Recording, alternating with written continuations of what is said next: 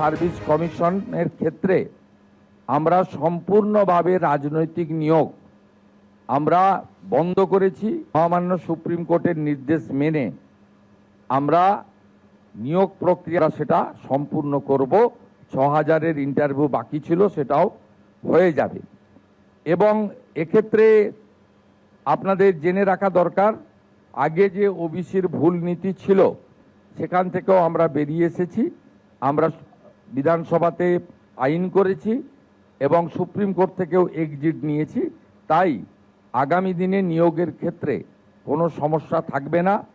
আমরা বিশ্বাস করি বাজেটে মাননীয় অর্থমন্ত্রী যে ঘোষণা করেছেন, এই ১২,০০০ শিক্ষক শিক্ষিকা নিয়োগের পরে আরও অন্তত ৩৮,০০০, অর্থাৎ এই অর্থবর্ষে ধাপে ধাপে ৫০,০০০ শিক্ষক শিক্ষাকর্মী, অধ্যাপক অধ্যাপিকা অর্থাৎ শিক্ষাক্ষেত্রে আমরা ধাপে ধাপে নিয়োগ করতে পারবো।